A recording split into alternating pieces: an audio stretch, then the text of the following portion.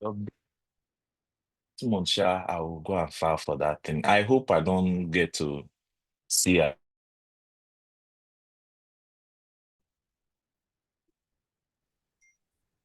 Mic check. Morning, What a everyone. go on? What a go on? Greetings, greetings, greetings. Blessings, big brother, blessings. It's nice, nice. Just came back from a little walk. Yes, what's the temperature over there? I saw it was snowing. So you're the second person. You're the second person who has said this, and I'm like, whoa, what's going on? So there's a parish in Jamaica that's perpetually cold, Mm. perpetually cold. Like midday, 1 p.m., 2 p.m., and you have to be in jackets. So word on the street is it snowed over there. I'm nowhere near that side. I Um, got you. it, I want to believe it, but the sources so far haven't been convincing. It's possible. Yeah, yeah, but not convincing enough. No, I mean, like when I was a kid and I used to go there on holiday, Hmm. like the coconut oil in the plastic bottle. This is from time. It Hmm. used to be frozen White. in the cloth. You know the thing. Yeah, I know what you mean. I know what you mean. But um, I'm just start off by saying thanks for hopping on, guys. More than you know, you've provided an outlet for me this week. And I really haven't said why yet, contemplating whether or not I will or not. We'll see. Um, Hope everyone had a good week. I think we did live calls maybe all the week or 4 or 5 days, maybe four. And we might not have caught, monster trades on every single day. But I think we caught enough to end the day and the week green. So if anything happened and you went and gave it back, that's something you need to work on. So let's jump into some reviews. We'll start off on the daily chart because it's the easiest higher time frame to interact with. So if you ever wonder why people just always go to the daily chart, it's easier. Weekly is very big picture and you'll miss the intricacies. And depending on your style of trading, some information on the chart is more important than others. Uh, let's say like a long-term swing trader would want weekly chart analysis. I'm just a day-to-day in and out, get mine and leave type of guy. So the daily has enough higher time frame air quotes for me. So this is where we are. The last time we spoke, I mentioned that this daily order block, um, if it gave up, then we're gonna reach for here. So we had on Wednesday, I think Wednesday closed above. So Thursday was bullish. Friday I was playing doctor, so I didn't trade until late. I got two longs and a short, so decent enough. Right now we're looking at retracement environments. All right. And I don't know how many persons actually say this to themselves or stick to this logic. The environment you're in will dictate what PD arrays should work. Classic ICT month one. If it doesn't make sense, revisit it. About 7 or 8 months ago, I had an idea that I'm going to walk through ICT mentorship with everyone. So every day or every weekend, we just pick one video and watch, and I'd share my interpretation of it. But then I didn't like the way it was. It felt like I was undermining the purpose of the mentorship. So I didn't. So every now and then, that old inclination will rear its head. Like, no, month one, lesson one element to a trade setup has many layers. And the biggest takeaway from it is in each environment, there are things more important or arrays or key levels more important. So if you've ever heard me or anyone like point to an FEG and give it more importance than an obvious order block, or point to an order block and give it more importance than an actual FEG, or point to 50%, it's because of the environment you're in.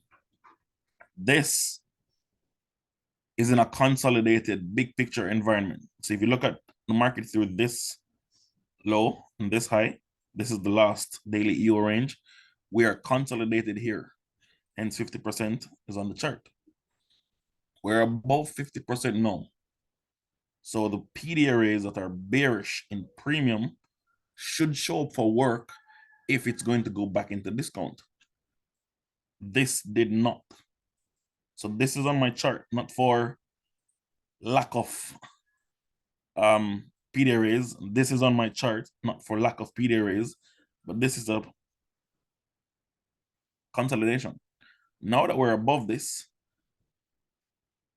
for banks, what do you think is the next premium PD array that we should pay attention to? Just for banks. Let me see if I'm the only person that looks at the market like this. It's inside here, inside the gray box.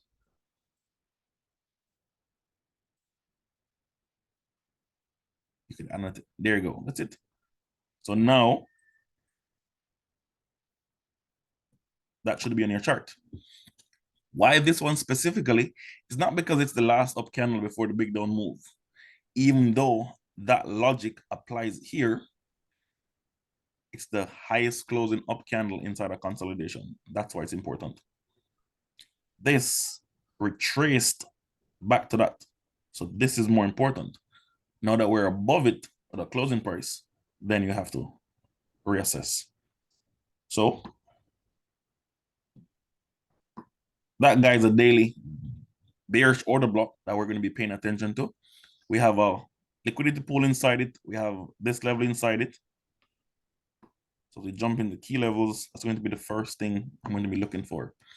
So if the draw on liquidity is above us, okay, first thing, the draw on liquidity is above us. The order flow is not trading higher. It means this market is not expanding towards the draw on liquidity. It's retracing. While it's retracing, we're going to be identifying imbalances, lower time frame ranges, lower time frame imbalances if you feel so inclined, or lower time frame initial expansion points, and use those as your key levels that the retracement should get to. That's a mouthful, and I hope the multi-time frame analysis does not get lost on you. This is retracing. Yes, this is an old daily low, beautiful, but this is an imbalance. Retracements target imbalance. So closing price of January 21 up to right there, low of January 23. This is your area now where the lower time frame should point to or highlight something. The imbalance, lower time frame imbalance, lower time frame order blocks, actually the ones that like sweep liquidity, those should be inside here in this narrative to show us that move that's coming next. But for all intents and purposes, the draw on liquidity is clear. So going into next week, that's the game plan. Looking for how far up into this can we get. Pay close attention to if we can get bodies above 50%, because then if that happens, the next day is likely going to be beautiful. Calendar for next week looks like 25 next week. Calendar for next week says messy Monday or bland Monday. Consumer confidence not that major. FOMC, okay. So Wednesday low of the week is the first thing I'm looking at right here, because this has the most volatility. I'm not expecting this to be a heavy hitter. not that big a deal, or we get a free cash Friday. Wednesday and Friday are the days with the most volatility here. So, in anticipating what weekly profile is likely to play out, you can look at which profile shows the most aggression on Wednesday or Friday, either Wednesday low of the week or TJ Fridays. Okay. Can you touch on USD or EU? Yeah, sure, no problem. So I just saw Voodoo's message. So as far as expectation for next week, that's going to be it. Reviewing this week, we're gonna need a H1 chart. So let's get off the daily chart. Before I go, anything here requires a second touch. Anything here unclear? I don't think so, but you're my audience, so keep it. Learn once, learn twice. No. All right. Wait, somebody just do something. Bam. 50% of this week. Okay, I like that. That's a nice, and I like the fact that you're confident enough to share. You know, some persons don't like to be wrong or point out anything that they think could be wrong. Not against, this is not against the narrative. Since Monday and Tuesday does not host the volatility, the retracement could be messy in the sense that we get wicks through here, but it comes back up and the body stay there. Then it wicks again and it comes back up. There's nothing wrong with that because it could still create that environment where that I like to see, where Monday does rubbish, then Tuesday takes it, and then it goes again. I try to not demand too much from the daily chart, you know, in terms of exactly what I want to see. But if I see Monday, I'm gonna want Monday's low to get taken, like automatically. That in itself is saying if we don't get aggression right out of Jump Street, allow Monday to be a down day, allow Tuesday to be potentially an inside day, and then Wednesday does the sweeping. But that's if you want to be like perfect in your analysis. I don't need to do that. But yeah, not a bad idea to look at this as the last time we ran liquidity. So between this low and this low, a retracement should on lower time frame should find a key level and pump. Nothing wrong with that. Okay. Oops.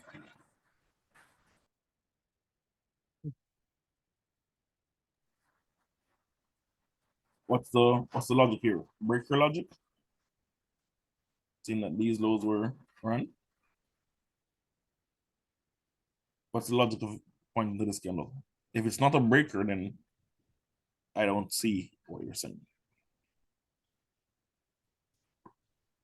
So let's jump into the H1 chart. Clear up all the lines.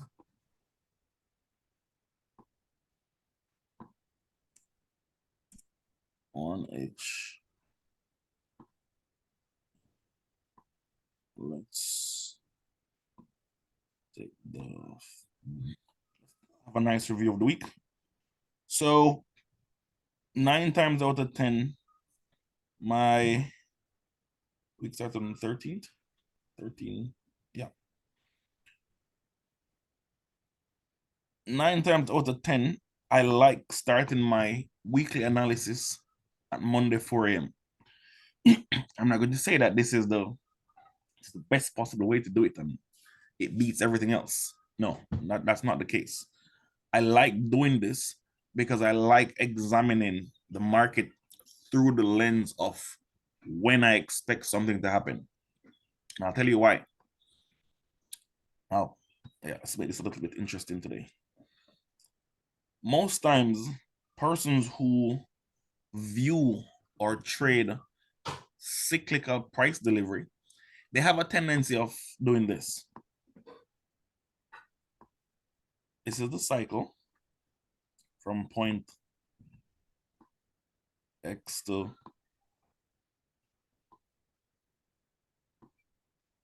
there, right? You know that this is a time cycle. You know that you should trade inside here. but you start hunting the market here, here, here. You just start hunting the market everywhere inside. You don't know where you should actually be involved in the market. And it is my belief that algorithmic price delivery has a process. Step one of the process is create a range. Step two of the process is, depending on what this range entails, there's a function here and then another function here. That's my belief. It's not a million things. It's just that simple. So if you don't know where the range is, you end up losing the narrative or not understanding the assignment. So 5 minutes, did I miss something? The 7 cycles. Is that the Oko? Is that, or is that an imposter?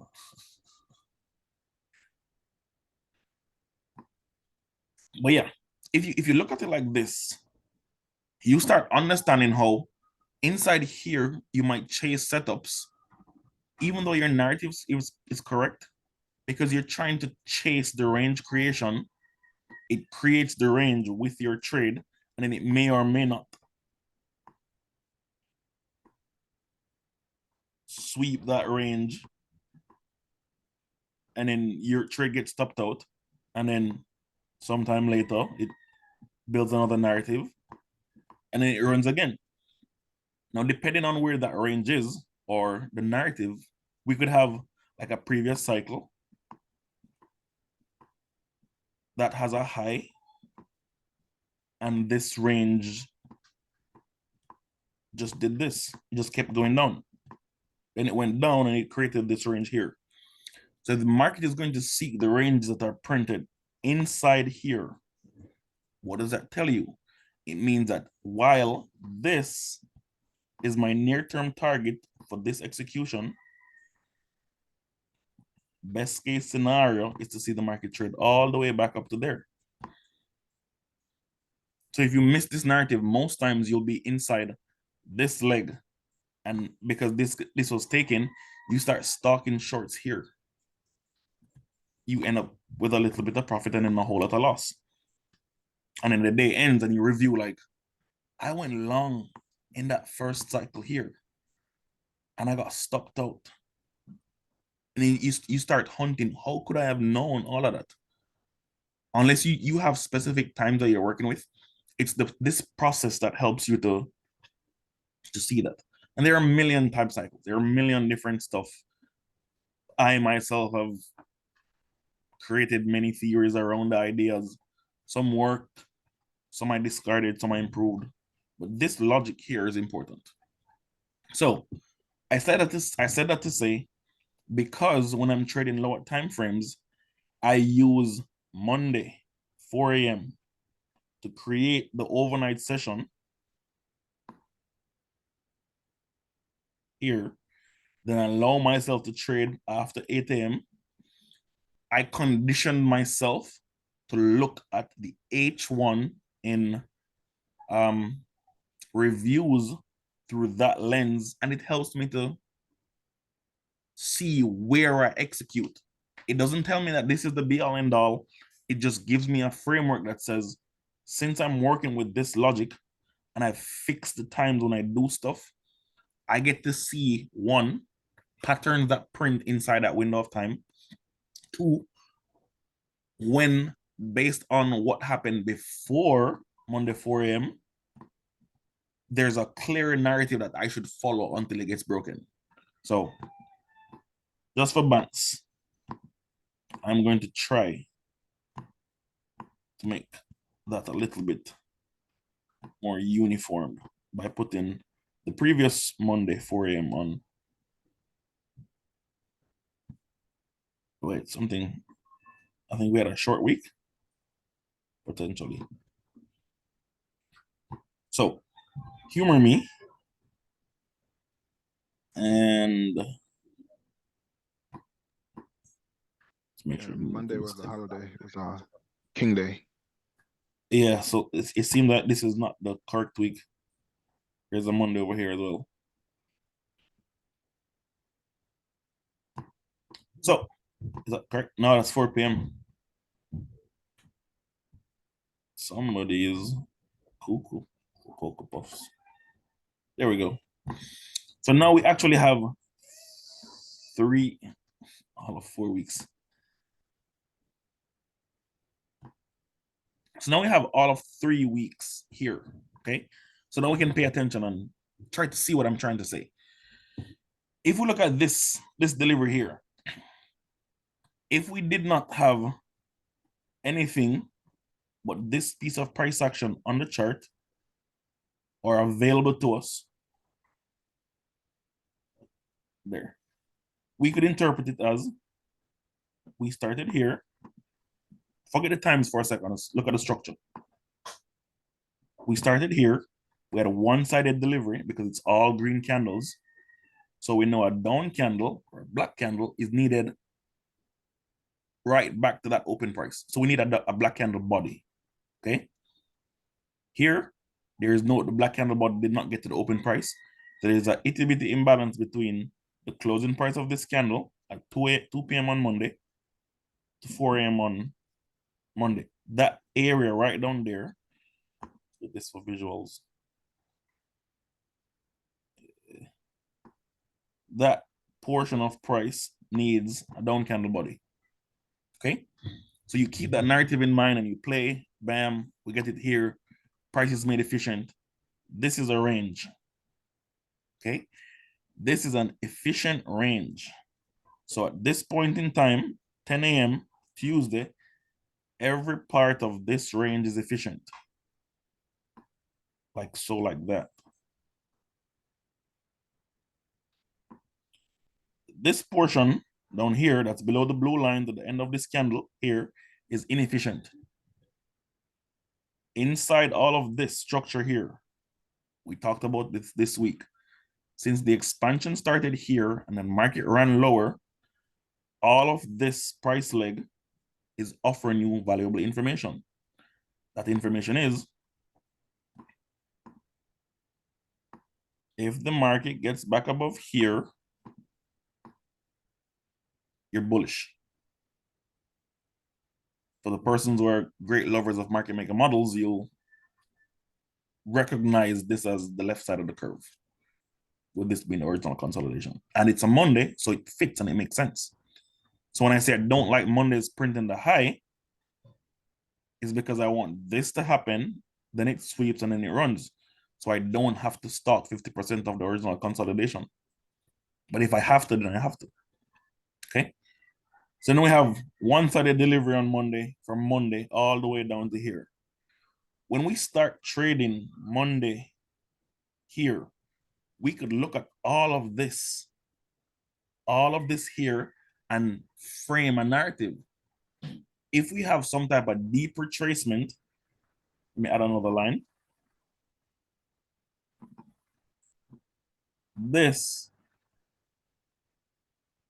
becomes your target because the retracement FEG is right there.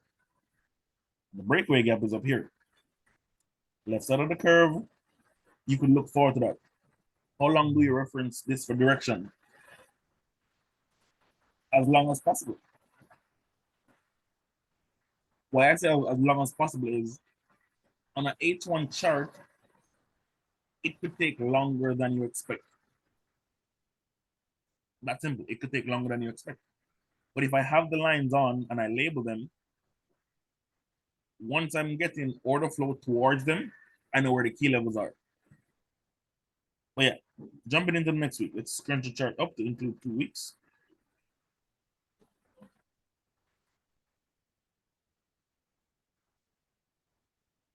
There. Once we start getting a change in this order flow or change in market structure or whatever I want to call it, as far as key levels go, you know where they are. Horizontal consolidation, this is an imbalance, which is synonymous to like a liquidity void in this case. This is synonymous to a liquidity void. Now, it's not a liquidity void, but synonymous to a liquidity void. In the same way, not every candle is an order block, but you could expect some candles to act as an order block. Expect this to act as a liquidity void. So the week starts. Notice the difference between this delivery and this delivery. This was made inefficient, rebalanced, and would displaced away. Okay. This was immediately rebalanced. Well, not immediately, but you get the idea. We didn't have much time to see an imbalance here. What does that tell you? Since this range is efficient, 50% of the range is your key level.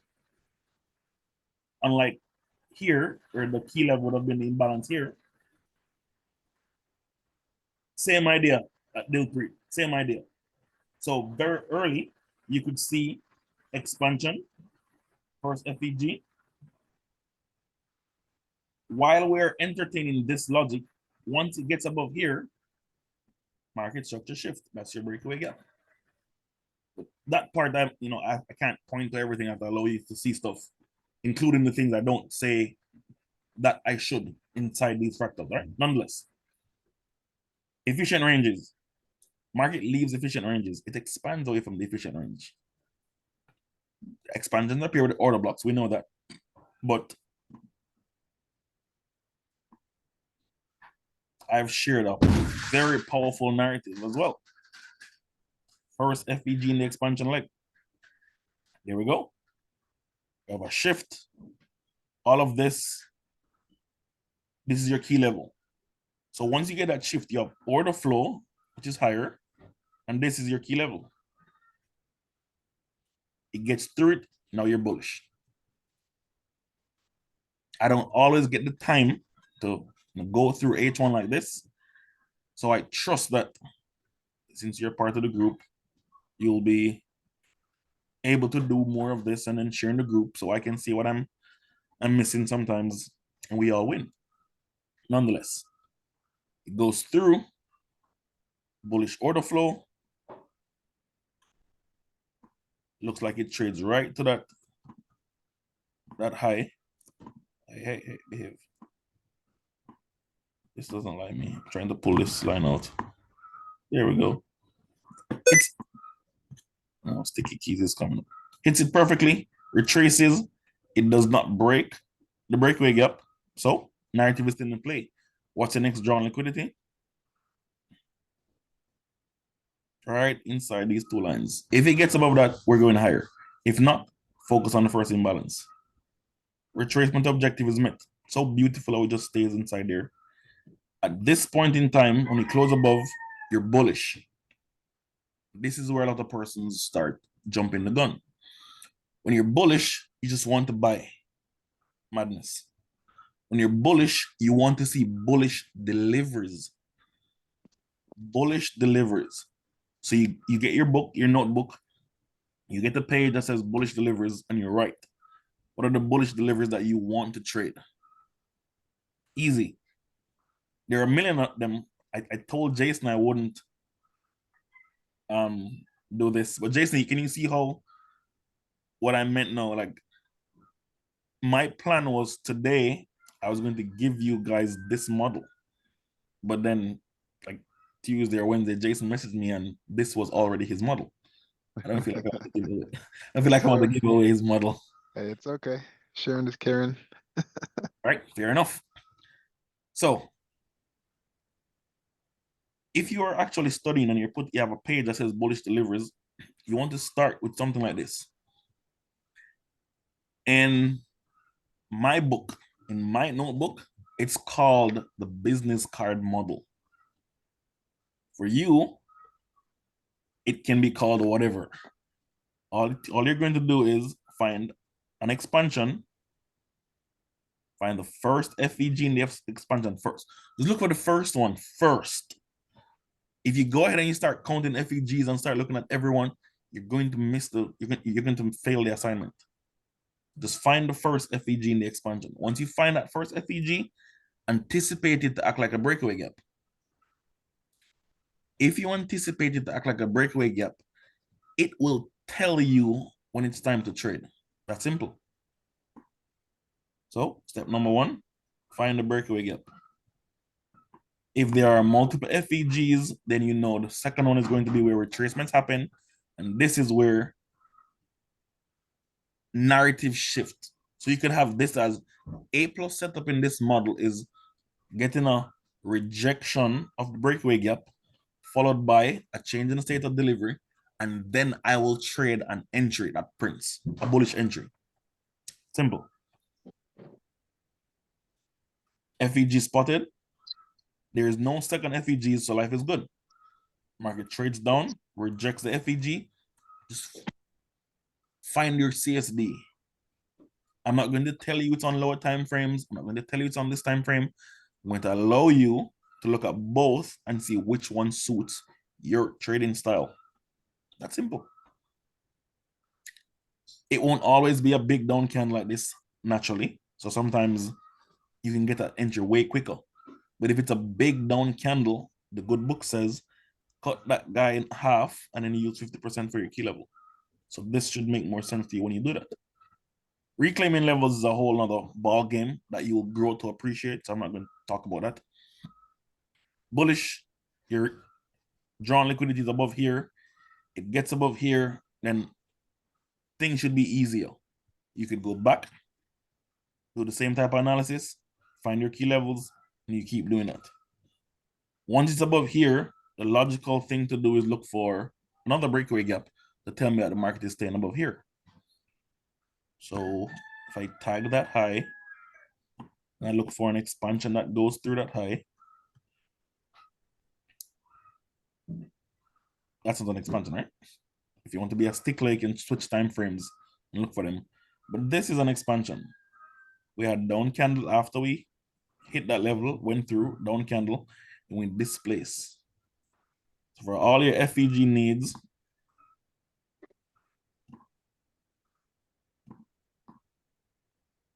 I can't get the one in the middle.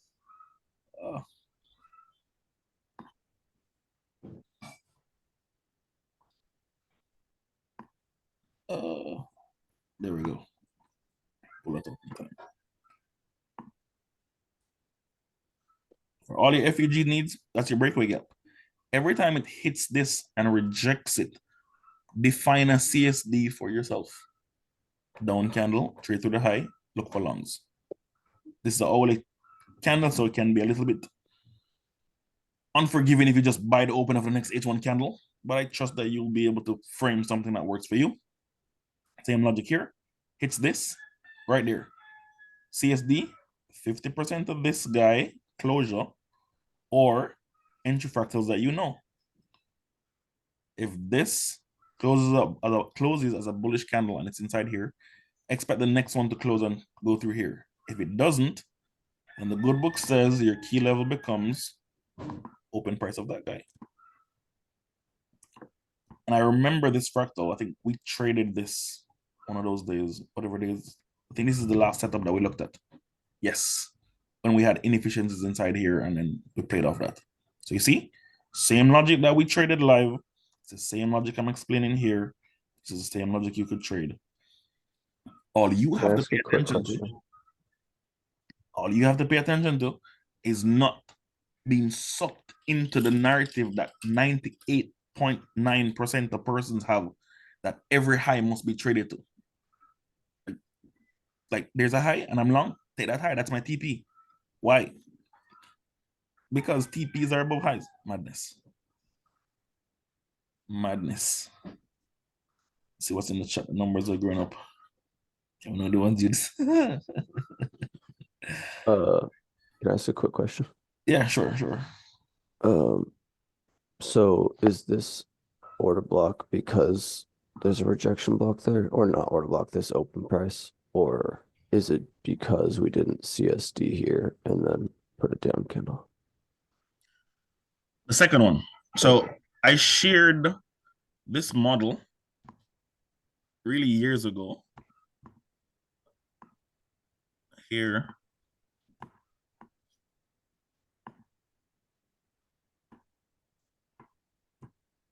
And I shared this model.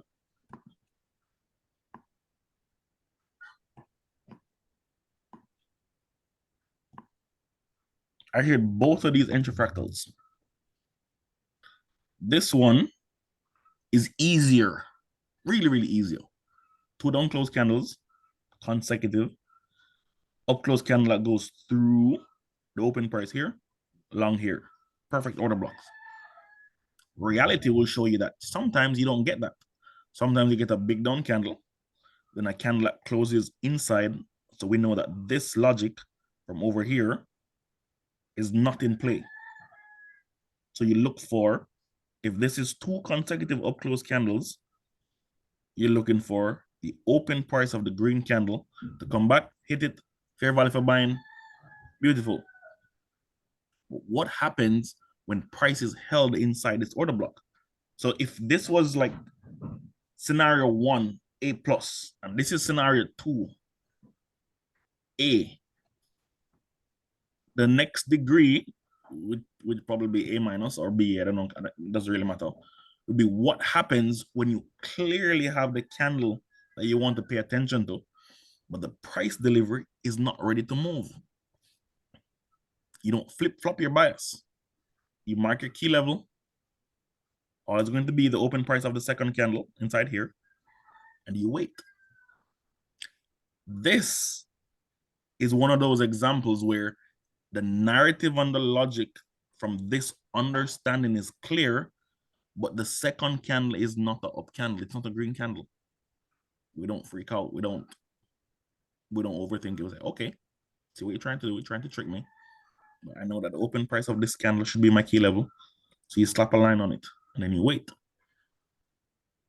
Just read what happens there and you should be able to find whatever you're looking for.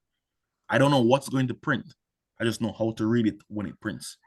So if you look at this in hindsight, down candle, we're closing at 50%, showing willingness. No commitment of bodies low. Every time it goes lower, wick, wick, wick. Where's the next time you expect speed to come in the market?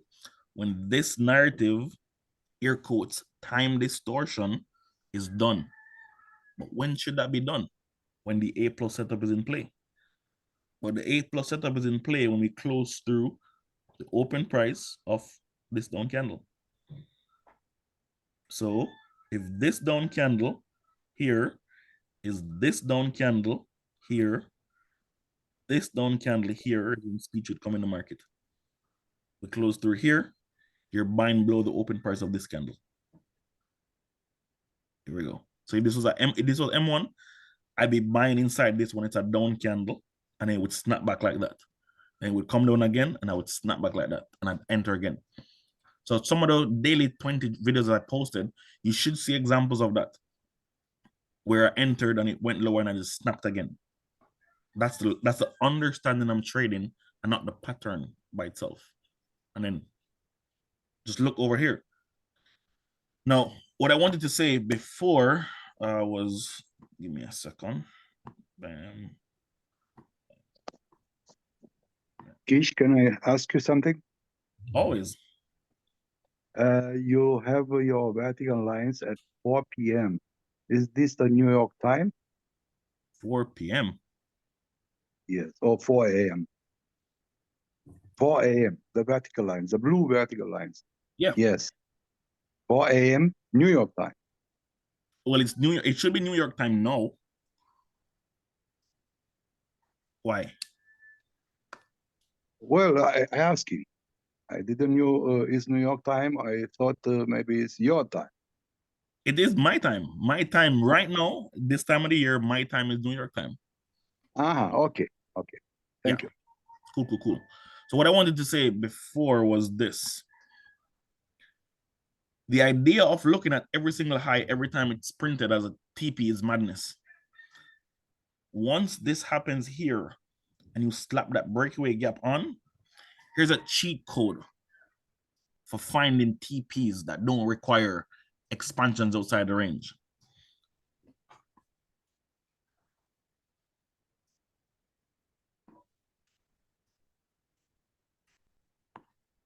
That's your range. We don't need a breakout of that range. You could even adjust it to this low. Doesn't really matter. Just want you to know that it starts on this candle. Is that another 4 a.m.? Did I miss something? What? Why did we have so many 4 a.m.s here? Remember Monday was a holiday, so it's Yeah. Oh, this is Wednesday. My bad. I thought I saw Monday 4 a.m. here. I'm like, what? Madness. So that's your range. Now, if that's your range, and we know the highest high in a swing high is used for narrative and not liquidity purposes, because this high swept the liquidity above here. And if something is here, if you have a table and you put something on the table, and you take it off the table, it can't be there here. So you can only reference the tabletop or here when something else prints. That means if you go along here, your drawn liquidity is this candle's high, not this candle's high. Don't care how many times you get that. That's just trades that work out. Narrative that plays out is exiting right there, and I'm not caring about that. So once you have that, then you can start framing, what you want to see, where you want to see it, all that good stuff, blah, blah, blah. Here, out. So take that a step further. In M5, now you have everything you need. Whatever time of the day it is, you slap your line on your 4 a.m. and you just read the delivery from 4 a.m. in the same way that I did when I walked through that. Then you can start seeing what lows and what highs should require displacement through them versus prices grabbing them and going, all that good stuff. And I think, I don't remember where it was. There was a day when, maybe it was M1, I'm not sure. Who knows, who cares? That's how you can also, like I said, just see levels that you will grow to trust that we should expand through here. We should put a body through here. FEG here makes sense. Leaving this one open makes sense. And all that. So now let's slap some confluence on with submission range. All right. So going all the way back to the start of where we started marking out all of this. Right here. Every day when you want to trade, these are the levels you want to target. Depending on the time of day and your order flow, it will help you to frame direction. This is an example of, let's say you start trading like the good folks at, I'm not going to put 4 a.m. on, I'll put 8 a.m. We look inside here, what's the delivery like? One-sided, well, down candle, efficient, burst through. Here to up here is what you're focusing on as the range, because that's the first portion that was efficient, which means this is a run below the range. Okay, which means now you have a fractal inside here that you know and love. 2 down candles. This one did not close above here. Second one is inside here. Stock your setups right around that level. Immediately. What the fuck? Not immediately. Sometime later. And then all that narrative that keeps building around that level. You can look at the things on the left. Big down candle. This one, where did it close? Not above here. Where's my key level? Right here, the open price of that candle. So beautiful form-fitted logic. This is above it. Life is good. But this is where you get tripped up. Yes, you. This is the narrative, this big down candle. All of this has been held inside it. Speed comes when we take here. But so many persons are going to try to micromanage this instead of use it as confluence. This is what I mean. If this is the narrative, big down candle, we can't even close above with 50%. The good book says big down candles should be split in half. Kish, Hola. you are killing us today. Not intentionally. Not intentionally. So that's your key level. I don't know what is going to print. And we don't care because Everybody knows what technical stuff look like. Jason sees it already. Everybody knows what technical stuff looks like, but it's the direction that you should look for those technical stuff, or the key level that you should look for those technical stuff, seems to evade everyone. Market's playing inside here. It's not yet closed above here, so don't get hopeful that because you bought something, it's going to run away now, because it's not said it's time to go. Right here is when it says it's time to go. So if the bus is going to go, the driver might give one last call, all aboard, and then we're gone. If that's going to happen, this fractal here is saying the expansion that took this started here at equilibrium. Wonderfully coincidental. So I'm going to grab first FEG, and I'm going to say, don't you dare put bodies below that, because then you're trying to drive me crazy, and I can't go back to being a crazy trader. There are two FEGs. Wow, it will retrace here. So I'm not going to buy the open of this, below the open of this candle if I have this much narrative against my position. It drops down, it wicks. Okay, now you can start reframing everything. Hits the breakaway gap. The minute we hit that breakaway gap, look what it did here. Isn't that all automatically telling you what you want to do? If you're very nimble, this candle opens and it wicks lower, you know the open price is a key level, and it just wicked the breakaway gap. You buy, you put your stop here, or you put your stop below here, whatever you're comfortable with.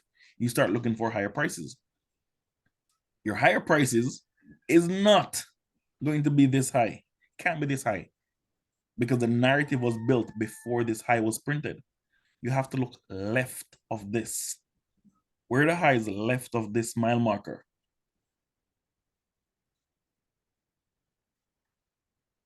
Key level, long, stop somewhere down here, target here. How easy that one is. So now I can confess that there are times when I am not pointing to stuff because I know that if I just show you the trade, I'm going to have to explain everything. And sometimes I just don't have the bandwidth at the moment to explain them. Fortunately for you, I require an escape from my own mind right now. So this is a product of that. Me doing all of this. So then you see how price reacts at your key levels, every single one. You know how price reacts, you can see how price reacts at the order block. You can see how price reacts. I can't get the middle one. Right there. Beautifully random, right? You can see how we rejected the submission high, expand. There's only one FEGs. Slap the GAN box thingy on and say, do not put bodies above 50%. Gandalf stuff. So we should call this Gandalf stuff model. I'm kidding because I know somebody will take it serious. Let's see what's in the chat. I do have a question if there's nothing in the chat. Hey, Gentle, what's up? Will you scrub left just a little bit? Definitely. Just to that order block that you're at. I'm just curious. Yeah. I'm just curious. What is the like logic around why speed comes in here? There are other times when I understand, but this one I do not. Mhm. So what is like the underlying logic that you use to say when we close above here, then we expect speed? Okay. So let me grab cute little annotate function again. And for a moment, I want to humor me and think that every time we have a down candle, you remember the midnight model? The first midnight call, we talked about expansions. Yeah. Cool. If the market's expanding lower, the second candle, it must close below the first one. If you're getting two consecutive down close candles and it can't close below this one, then that's not expanding. it's potentially bearish order flow or prices reaching lower, but it's not expanding. And the expansions lower are what we want, so we can sell into those. When this happens, look at this as let me grab another one. Look at this right here as like the parameters. Is that what I want to use? What do you call those things when you go to like a concert and then you have the stage and they put those silver bars that says you don't pass here, the securities are there? Oh yeah. Yeah, those Uh, like restrained yeah. whatever. Barricade. They're called? Barricade. Barricade. Yeah, yeah. There you go, English student. These, consider them to be barricades. When you're breaking the barricade, the floodgates are open. Make sense? Yes. So if this here broke the barricade, it means if you go back to the other side of the barricade, what's the security going to do? Just shut that bad boy right behind you. So that might be a very loose definition, but it should paint a picture that's clear enough to understand. Sure. Yeah, that's fair. Barricade open, we floodgates lower. But you know where the barricades are. So this is where everybody Oh, came in. I see what you're saying. See now? Yeah. So once you get back on the other side of the barricade, security is going to close that bad boy and this is where the traffic is going now. Mhm. So then that tells you if the traffic is going this way, higher, even if you see somebody try to sneak through, once the barricade is closed, security is going to kick you out. So if the market shows you that the barricade is closed and it wicks or trades below something, expect the security to kick them out. Mm. So that's how, in this example, Oh, perfectly after you've already after it closed closes there. That's what I'm saying. After this happens, you can now expect speed. and then look back. Indeed. If we haven't, and then we do this, then it has That's to do this. That's it. Doesn't have to get this deep Yeah, behind the barricade. yeah. But sometimes it does. We don't have to have two FEGs here, but sometimes it does. The I like that a lot. understanding that if it prints, this is what it means, is what will give you the confidence and the conviction to long here and not think, we just displaced below this up candle. My God, I should be selling here. No. Barricade is closed. Get out of here. Yeah, So I hope that helps. that's great. Yeah, thanks. Cool. Bam. So this understanding, this logic is clear. This, I'm gonna share this indicator. I think this would be helpful if you don't already have one, because I know you guys are geniuses. I'm not going to walk through every single day, but I'm going to encourage you that based on how we walk through this with your indicator or whatever else, go read how price prints after 8 o'clock around those levels. So here, the barricade model, consecutive down close candles. See this big displacement? Your key level is barricade. So you see how the barricade supports the logic? Mm-hmm. There we go. Let out the cows. whatever you want to use to make sense, that's the logic. Yeah, the barricade the cows, man. When you look at the market through that lens, you'll see how everything just makes sense. And that's how you could see when the market is printing stuff that you need to know. This is the barricade. There's a lot of shuffling going inside it. But in all that shuffling, they can't seem to get beyond this security guard right here. What does that tell me? They're gonna get kicked out. That's it. When I draw ranges like that you're using for support, I'm usually referencing because we took a swing high like this. Is that accurate? Or does that not need to happen? It doesn't need to happen. And I want to be careful how I put this. If we understand the barricade mumbo jumbo, and then the security is mumbo jumbo, try to think about it in a context that if this security guard is taking a random stroll, he doesn't care what you want to do. But when he's on duty, then your business becomes his business. Sure, yeah. So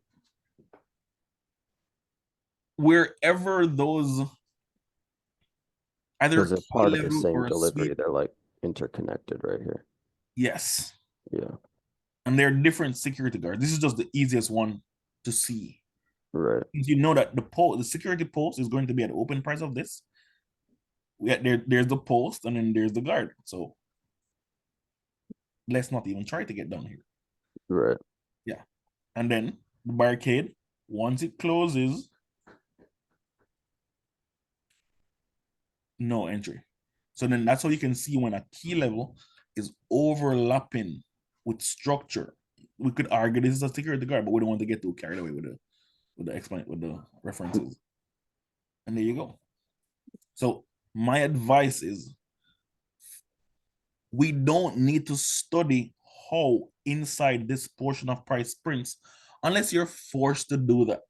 If you're forced to, you have to trade inside here, then you have to start venturing into London territory. But if you don't have to go into London territory between 8 a.m. and 2 p.m., for example, there's a whole lot of like stuff that takes place there that's enough. I'll do one more and then there we go. 8 a.m. right there. We have our levels. 50% is here. Look at the delivery. Down candle, then up candle. At this point in time, the range is efficient. So while this is fair value in the order submission, I don't know where this candle is. This is where the money is being made. So now we can redefine fair value. Being able to see that is going to take a little more than just one lesson. You're gonna have to do work on your own. I can't put this into your brain. This part you have to do work on. So then everything just makes sense. Look at this. Look at this. Barricade. There we go. No need for a security guard here because we displaced and it came back up. And then everything else it does makes perfect sense.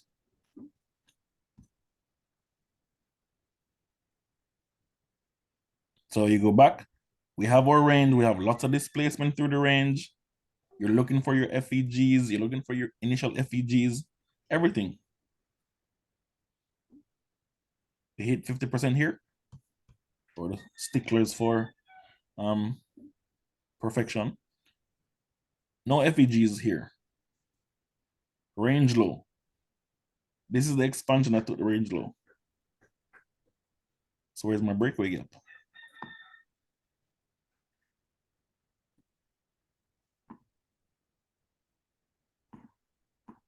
See how many things you can overlap to create a zone. It's not a zone is not a bad thing. Inside here, I want to see a bearish narrative. What's it going to look like? I don't know. Lower highs, lower lows, I don't know. So many things, but I know where it's supposed to print. And then if I know where it's supposed to print, I know where I'm supposed to be drawn to.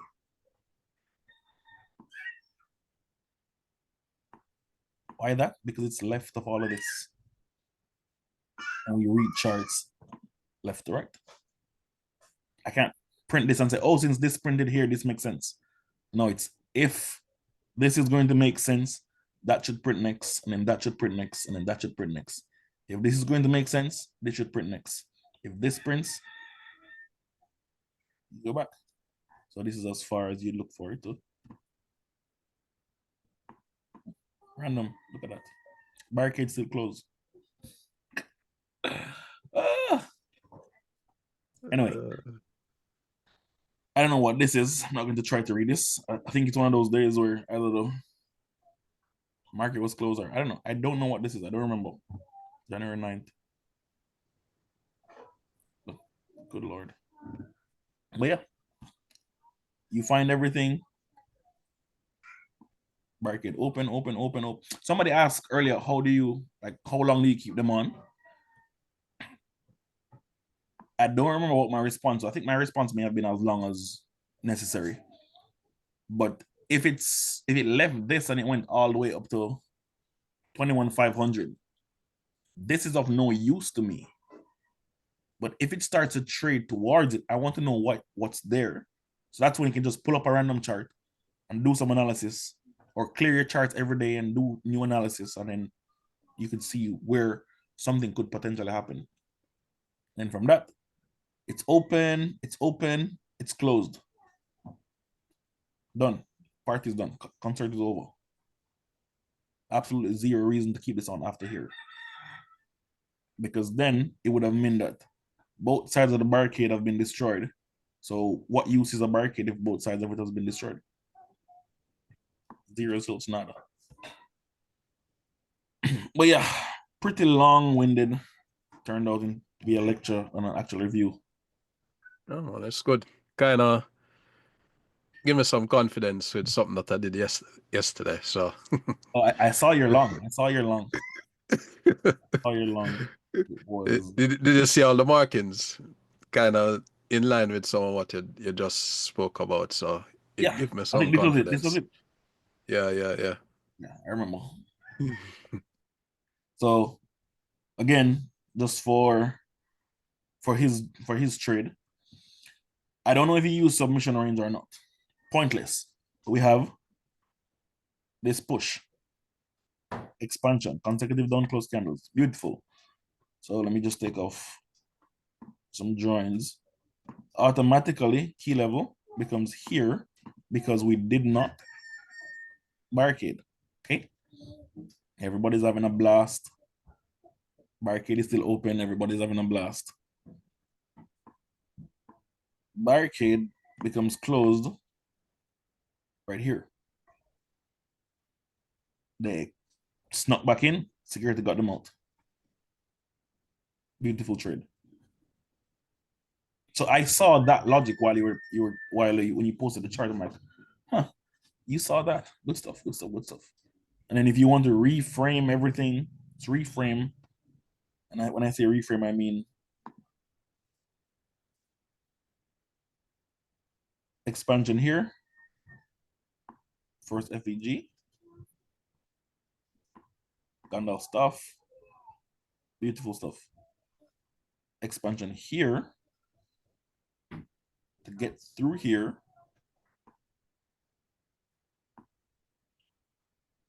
There it is. So now, 90% of the times, I want to say that if this has happened and the barricade is closed, this should be your entry. That makes sense to everybody, right? Why somebody would want to buy here. Yeah. But then, how many persons are going to do that? Versus how many persons are going to do this?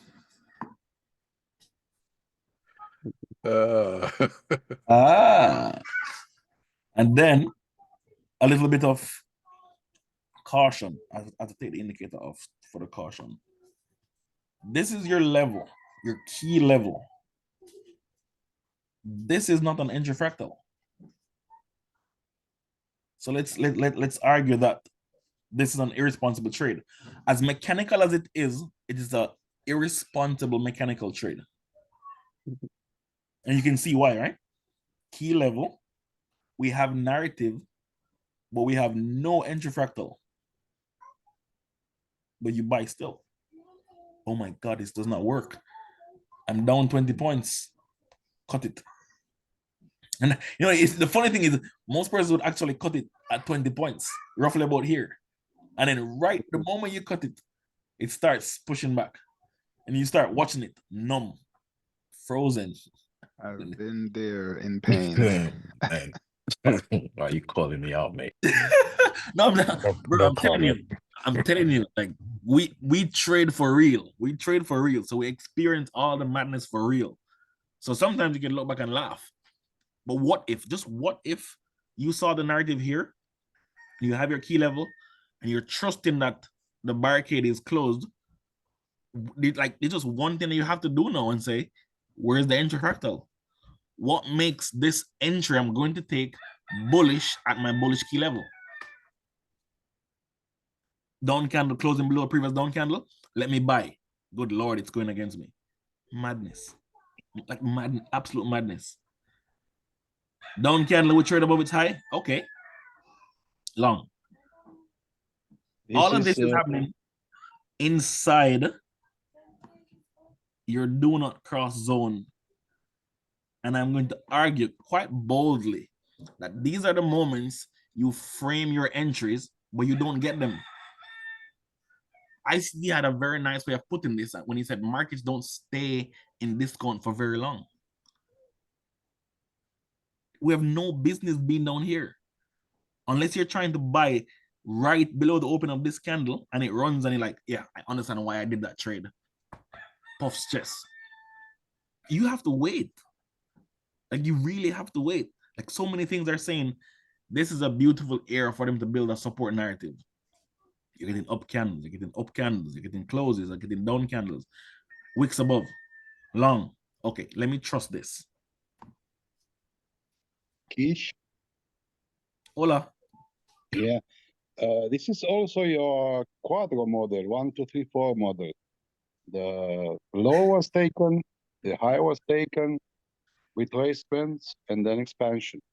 I'm not, so because I wasn't even using that lens to look at the market, I didn't even see that. But the fact that we're spoken about so many things that are mechanical and rule-based, when they overlap here, this is not financial advice, but I'd argue, you know, size up. Beautiful. Size up.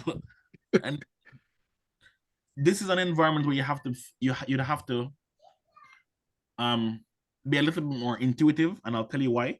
With just this information here, I don't know what's left of me. Left of the barricade is this high, and it's already been taken. I don't know what's over here. So I can't frame this trade hitting there. I can't do that. Unless I have info on the left, I can't frame a TP.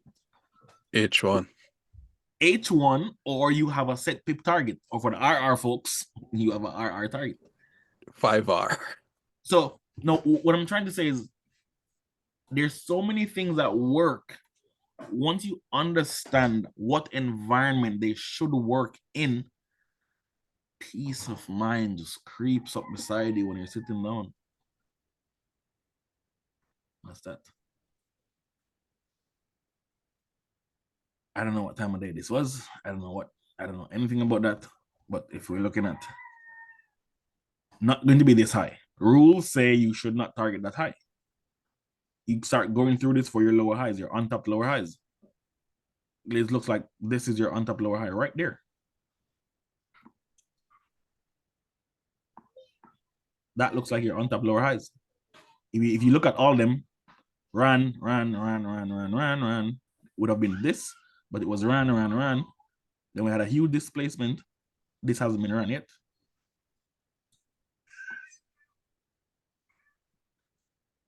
Now that looks like, yeah, that's a good trade. But these are the little things that makes them repeatable. You don't just get one today, you don't get any more. You know where to look for, etc., etc., etc. Yes. Hola. Got a question real quick. Going back to, well, not going back really, bouncing from the, you know, the barricade example that you were saying earlier. On this price action that you're showing right now, can you zoom into it a little bit, please? Where the trade is, or somewhere else? Yeah, where the trade is, or around that area where you have the Gantt thing going on. So do you see the low at the 50% of the Ganting, exactly where you have exactly where you had your mouse before, at the 50% on the first FVG, around the first FVG where the blue line is? Yeah, where Mark just Okay, yeah. Mhm. So you see how that last down candle got, the sell side of it got taken out, and then we expanded above that, Mhm. right? Cool. Now look at the low before it. No, the low, the swing low before that. Where This one? yes, that one. Mhm. On that one, that low wasn't taken out. Mhm. But you've shown examples where that low doesn't have to be taken out and you can still take the trade. And for some reason, I've been backtesting it since, I don't know, Thursday or something. I just can't trust it. So I wanted to know what makes you trust it when that low is not taken. Because you were saying, because you said at some point that every time a down candle closes below, that means sell side liquidity is residing at the low of that candle. So that stayed ingrained in my head, and I always expect that low to be taken before we can change direction. But then you showed an example where that low doesn't have to be taken, and you would still entertain a trade. I think it was the open of the second candle after that, and that really confused me, and I can't Okay. see it. So the answer to that is like a lot more simple than you actually think. Okay. You actually said it, which is why I'm over here Oh, wow. smiling. Like, did you realize that he answered the question? But when we did the midnight call, I pointed to the fact that if the market is expanding, once the expansion fails, there are two things that are going to print at the low. If it's a bearish expansion, there are two things that are going to sorry. My brain is going faster than my mouth. Once the expansion fails, there are two things that should print at the low. Cool? Remember that? Or you didn't see it? You're not in the group. Yes, I do remember that. Yeah. Cool. Those two things are order block or rejection block. Okay? So, take off all of the stuff. In this logic that we're looking at here, I'm going to use the swing lows that you pointed to specifically. That one. And that one. Okay? In both of these examples, the expansion failed on the candle that's tagged. After this candle, we got no more closes below previous down candle low. Right? We can see that here. Likewise, after here, we had no more closes below previous down candle lows. If these are your key levels, and we're going to see either an order block or a rejection block print, you automatically know what you want to see inside that fractal and that fractal. Now, there's a simple definition, but I want to do this. I want to go into the M1 and see if I can have you see it. So, refining the level, no tricks. And refine it to this candle low right there. Inside here, do you see an order block or a rejection block? Damn. Not a rhetorical question.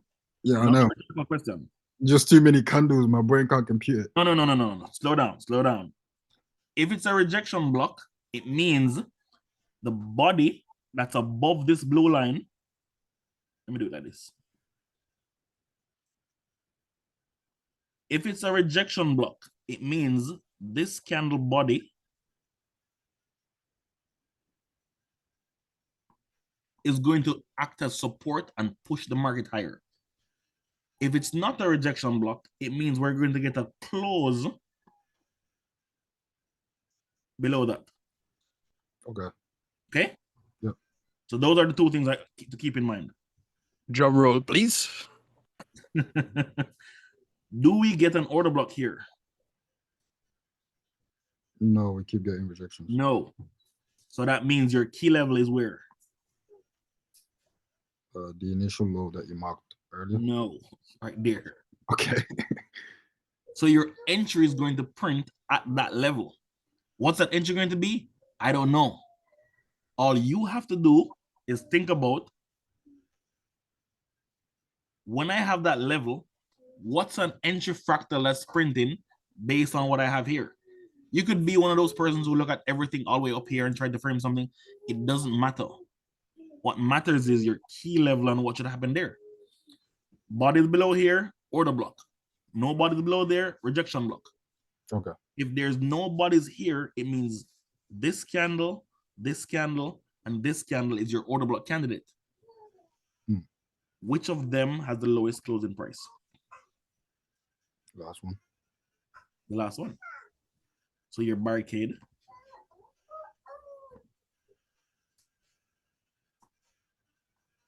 We get above it, you buy this. You want to buy below the open price of this candle. Yeah. That's it. Now, if you want to be a stickler for following the rules, get the Pulitzer Prize.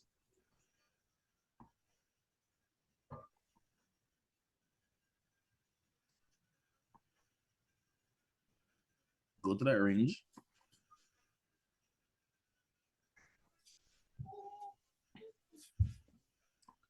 And you start counting. Not counting. Yeah, no, I don't understand.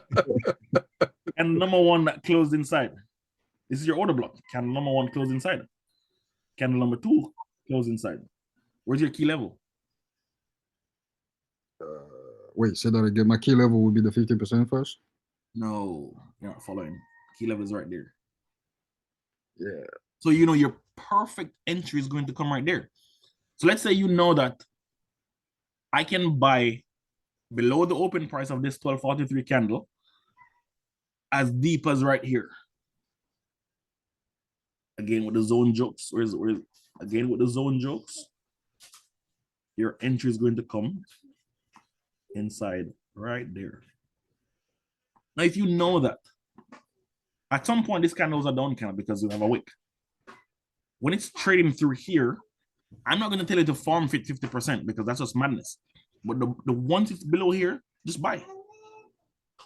Just click the button. Now let's look at the next one.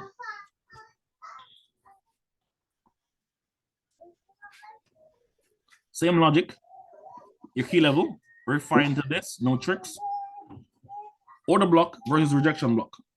Zoom up a little bit. Order block versus rejection block. If it's going to be an order block, there's going to be an M1 body below here. If it's not going to be an order block, your key level is going to be right there.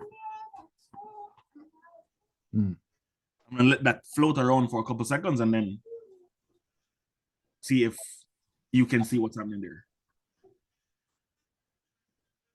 I think I get it, but I'm not gonna lie, it's taking me a minute. No worries. So remember, if there's no order block at the low, the body here is your rejection block. What's the lowest closing down candle at that red line? Oh, okay, cool. I keep forgetting that. Okay, cool. All right.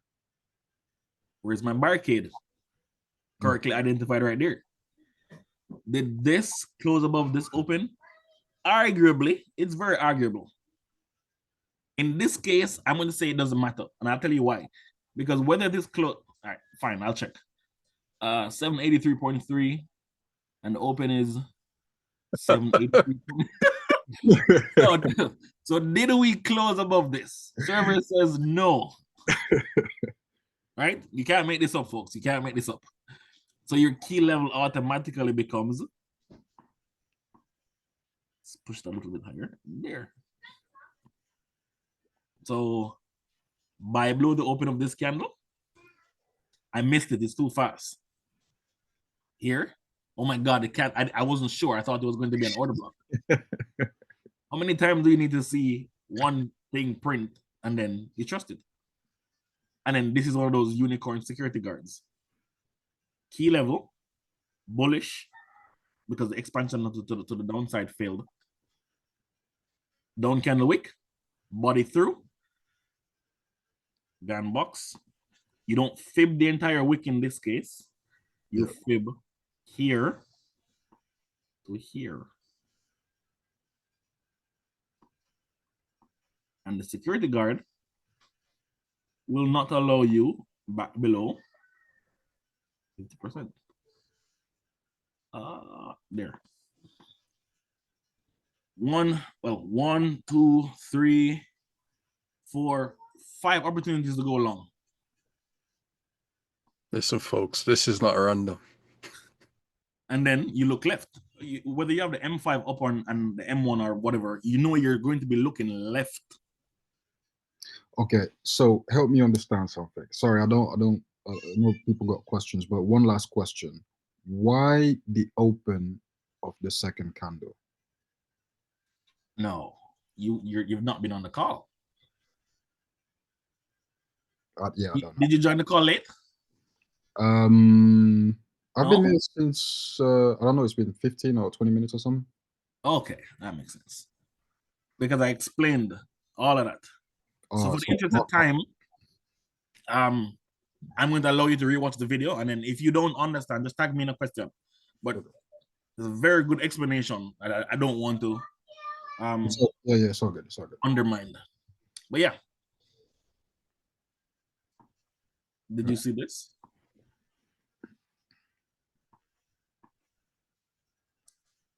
Did this a market structure shift if you missed that entry initially?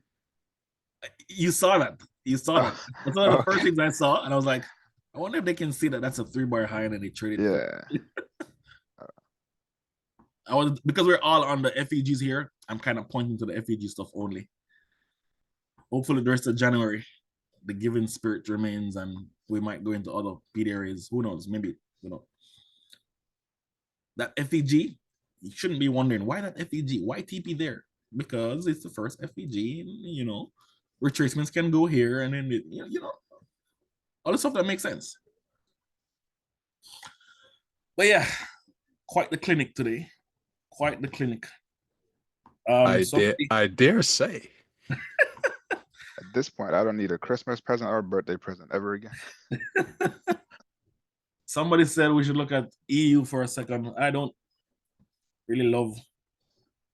I can't appreciate the slow EU. You can know that I was baptized in ICT because forex.com EU was bookmarked. This looks bullish. Where's its best friend? So very, very rough analysis. Inefficient. We broke above. This is the last time the daily traded above a swing high. So I would just peg that like that. Then it closes, and I'd say this is my open price. Then it runs higher, so I'd say this is my range. That's the range that we're trading. I'll extend it all the way. That's the range we're trading in. If you want to be a stickler for perfection again, it starts right there, and then this is the run. Big expansion. First FEG. This is going lower. I can't see the high. It is showing willingness to close below 50% of the breakaway gap. So unless it's going to reject it tomorrow, this is inappropriately touching the breakaway gap. So it's going to go lower.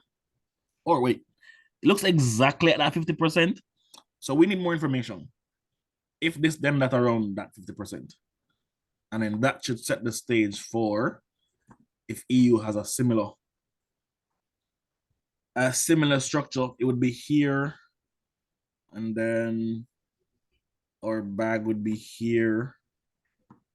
EU has already wrecked it. But since EU moves after, I would personally want to see this show willingness. And then we can think about this going higher. And if it does, I'll pay attention to this. Somebody's gonna say, why that high? I'm gonna say, look at right here. Why not that one? That's it. Once you get the appreciation for this, picking your levels are not going to be that difficult. So I'm going to argue EU is drawn there if this guy does what it's supposed to do. And if this guy is doing what it's supposed to do, then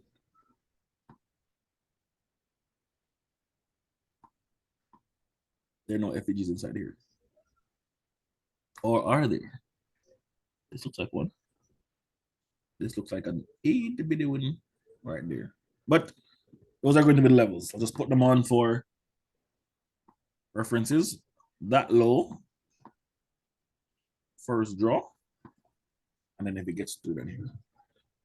For EU, it's going to be the same idea. Yeah, pretty straightforward. No tricks at all. Just one logic and no application of that logic. Can you use Bitcoin to show how you would have framed that trade using submission range? Okay, we could do that and then wrap up. Wait, did somebody say 915? With PTSD when I see 915. Bitcoin, here we go. So the indicator prints differently around Bitcoin because Bitcoin are 24-hour markets and then most other markets are not. So just a little bit of manual drawing for the bands. I'm gonna use the gun tool. Highest high is here, lowest low is that green candle right there. And then we pull it out. So we have a whole lot of accumulation at this low. I can't be bearish here. I cannot be bearish here. I mean, look at this. I can't be bearish here. If I'm going to frame, again, we're going to have, it's not consecutive down close candles here, realistically, but it is a big one. Here, body above, somewhere in here will be my key level to stalk along, just off initial assessment, right? I'd be looking to go along somewhere inside here. I'm going to do a little bit more work and see what's going on here. Since we ran that low, there has been multiple attempts to expand back inside here towards this equilibrium.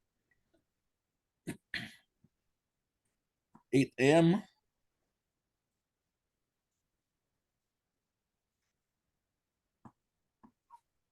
This is the last expansion prior to 8 a.m. I had my 2 consecutive down close candles here. This is a little bit lower, arguably, but stickler for perfection. This is the one. 2 down candles will expand through. My order block.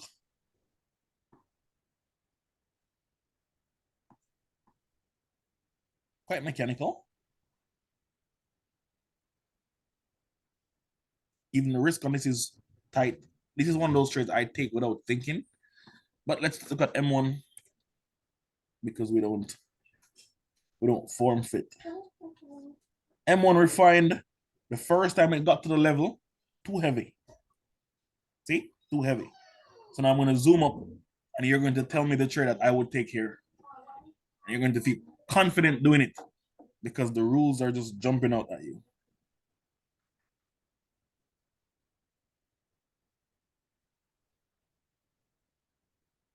Amen. This is your key level. See, everybody sees it. Wow, was trading always this easy? Pull that out as our key level. Close above. I'm super bullish. I want speed. Look at that speed lower. Hit my key level, entry. Stops for, and you look left of the barricade. Right? Left of the barricade. They're all, you can go and micromanage and find all the good ones. But left of the barricade, you want to see displacement through this high first, because it's the first one, left of the barricade. Right? No tricks. If that's a scalp, then that's a scalp. If not, then right there. But this has VIs in here. Not ideal. Not ideal. if you're a stickler for market maker models, we went up, we went down. That's your efficient range. Put a fib from here to here. 50% should be coming in somewhere where your TP already is. I'll just put it on because somebody's wondering what is he talking about.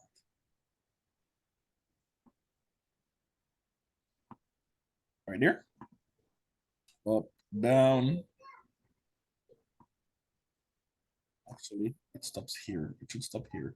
If you're being a stickler for 8 o'clock, it should stop here. But this is the efficient portion right here. And you pull it out in time, stop it right at the high. High, low. Hola, what's up? I'm not studying, I'm on a call. Yeah. No, it's the laptop. Laptop? Yeah. But I feel more 10 bucks. I am more 10 bucks. Okay, okay. But yeah. There it is. Yeah. Again, stocking inches directly inside this box. Laptop? This is been a wick, and then there you go. What is that box? Where is the box? Box, this one right here. This Right box. there? Yeah. It's called the money box. I want that. Some money on the call. Who want to call? You don't know them. No. No. Tell me. You don't know them. Tell me. You don't know them. You have to tell me. His name is Mark. Hello, how are you? I'm friends.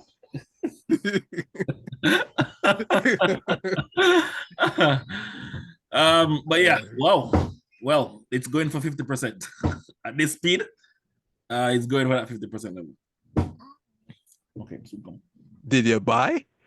Me? I don't trade Bitcoin that much. I used to trade Bitcoin on weekends when I wanted to pass FTMO quicker. But outside of that, Yes, I don't- know the box. I don't play around with Bitcoin. But yeah, it's gonna be it for me. I think we talked about a lot today. Enough to have you review any pair you want on your own. I'm gonna get that indicator to you guys somehow. Especially like definitely for Monday, you get that indicator. And yeah, it's gonna be it. Thanks for today. There's so much things in this video, to be honest. It's just amazing. And as I said, some of the stuff you did just kind of give me some more confidence. So yeah, good. Thank you. Even if you don't appreciate these back tested, no, hindsight trades, appreciate the rules enough so that you can see them on your own. The point of this is not to, be in the center of everything. The point of it is to show you that with the rules, you can do it too. So Keep us in check. yes, One without more them, we thing. live with animals. I sent you some voice notes yesterday. Just All right, no when you worries. get a chance. I did see a whole lot of Discord notification, but I haven't checked them yet. Okay, no problem. Is this All right, going on guys. YouTube? Huh? Is this going on YouTube? I came in late. More than likely. Okay, thank you. All right, all good, all good. Enjoy the rest of your weekend, guys. See you on Yes, Monday. mate. Thank you. Thank you My very much. pleasure. Have a good Thank weekend. you, Kesh. Respect, big man. Lots of love, lots of love. Thanks, Kesh. Cool. Indicator, please.